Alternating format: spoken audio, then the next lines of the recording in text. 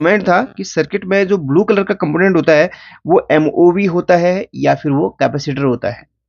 बड़ा कंफ्यूजन ये क्रिएट कर देता है ये ब्लू कलर का कंपोनेंट।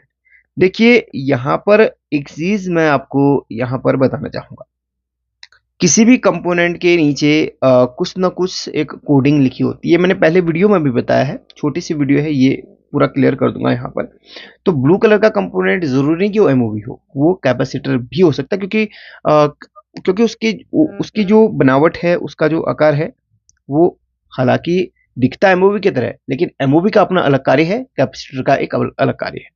एमओवी सर्किट में प्रोटेक्शन के लिए लगाया जाता है। एमओवी को रेजिस्टेंस की कैटेगरी में रखा गया है। एक वीडियो मैंने बनाया है, उस वीडियो को जरूर देखिएगा। ठीक है, एमओवी को रेजिस्टेंस की कैटेगरी में रखा जाता है और कैपेसिटर को कैपेसिटर की ही कैटेगरी में रखा जाता है। तो रेजिस्टेंस जो होता है वो कई प्रकार का होता है।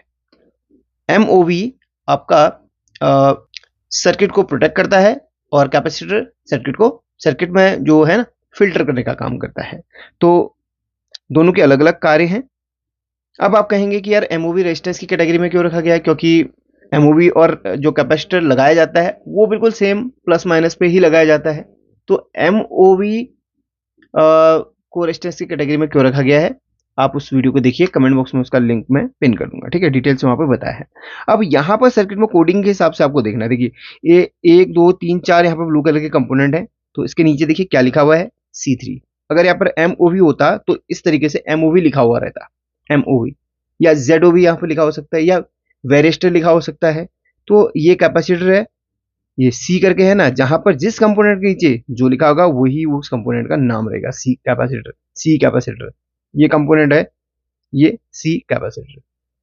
कैपेसिटर ये भी है और ये भी है, ये भी कैपेसिटर ही है, ये भी कैपेसिटर ही है। ठीक है, और आपको बताऊं यहाँ पर एक बॉक्स वाला कैपेसिटर भी होता है, बॉक्स टाइप का, वो भी कैपेसिटर। कैपेसिटर कई रूपों में आपको सर्किट में देखने के लिए मिल सकता है। ठीक है, और वैसे ही कॉइल, सर्किट में कॉइल। अब देखिए मैं आपको बताऊं, ये देखिए ये कॉइल है, ये कॉइल है, और कॉइल कई टाइप की होती है। अब आप, ये भी कॉइल है, ठीक है, ये ट्रांसफॉर्मर नहीं, ये कॉइल है। ट्रांसफॉर्मर ये है, ये कॉइल है।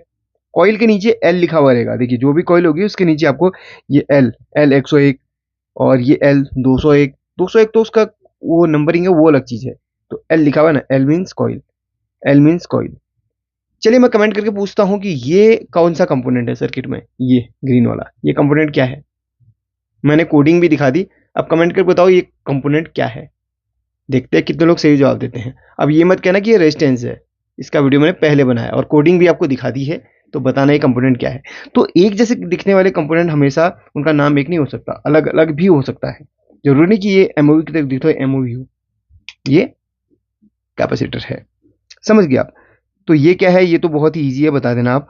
और ये डायोड्स हैं, ये डायोड्स हैं। डायोड के बगल में डी लिखा हुआ रहेगा, और रेजिस्टेंस के बगल में आर लिखा हुआ रहेगा, जेनर के बगल में जेड लिखा हुआ रहेगा, और डायोड के बगल में डी लिखा हुआ रहेगा, आईसी के ऊपर आईसी, और ट्रांजिस्टर के ऊपर टी लिखा रहेगा, ट्रांसफॉर्मर के पास में भी टी लिखा, और ट्रांजिस्टर के ऊपर ज़्यादातर क्यू लिखा हुआ रहता है। जैसे कि ये है ना, ये ट्रांजिस्टर नहीं है, ये वैसे एडजस्टेबल वोल्टेज रेगुलेटर है।